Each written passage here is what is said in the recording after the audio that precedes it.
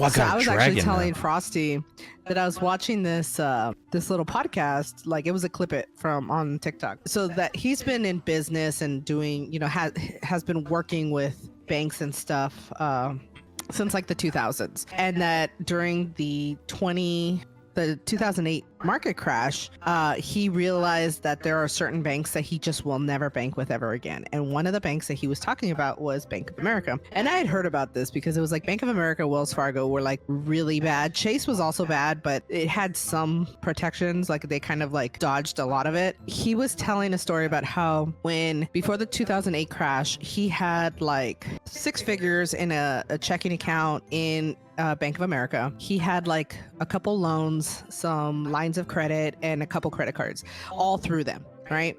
And he was using it for his business and everything. And when the 2008 crash happened, they froze his accounts. He could not touch his money. And so he was like, dude, what the hell? They're like, oh, it's just a little glitch. We're going to let, we'll give it back to you and, just give us some time, blah, blah.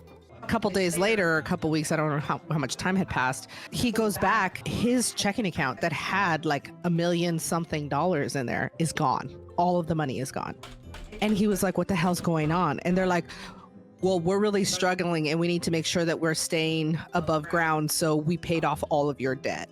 So they just took all of his cash and said, oh, you owe us this much money and we're calling it all the debt now. And they just paid it off and took all his cash. And I was like, dude, if anyone ever did that, I'd be so really pissed off. I'm like, oh my God. But he's like, yeah, for that reason, he will never do business with that bank. And I'm like, that sucks.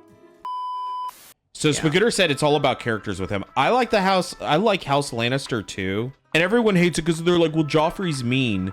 Yeah, hashtag mean tweets. Who gives a shit, right? I thought Joffrey was a good villain. And when the later villains came out, I was like, yeah, but I kind of miss Joffrey. Like, I'm not saying I like the character. I like him as a villain, right? But like Tywin Lannister was a fucking boss. The Mountain, even though the Mountain's part of the Clegane house, like he was part of the Lannister, like overall house, I guess. So he was pretty fucking cool. One of the things that I just didn't like about the story itself was the whole... They made you go through this whole redemption arc with Jaime, showing how he's changed. Spoilers, by the way. If they haven't seen it and it's been 10 years, I'm sorry. Yeah, but if you're going to go through this whole, like, make me feel like they're going to become a better person and then completely shit on the ending, it's going to piss me off. And it did piss me off. I was like, that was dumb. Yo, Stidgad, thanks for... that's what I think your name is, or I could call you STD. It's up to you. But thanks for the follow, bro. I hope you're doing well. Why are you laughing? Did you say you're going to call him STD? His name is STDGHHD. I'm calling him Stidgad, but I could call him STD. Whatever, dude. Okay. He could tell me what he wants to be called. So Funkbot also says successful fanfiction writers are the same types of people that make mods of video games, then eventually grow up to make original video games for a living. Yes, I guess that's a good point.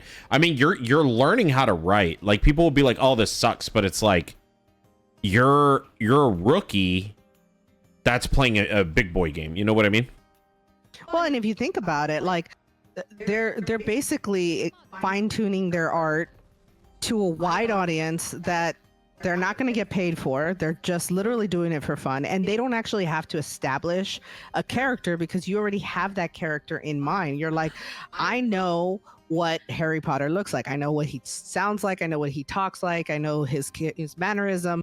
I know what, Kylo Ren looks like. And that's what they do. And I think that's one of the reasons why those stories, like, I like them, because it's like, this is the way I wish the story would have gone if I had a chance to write it.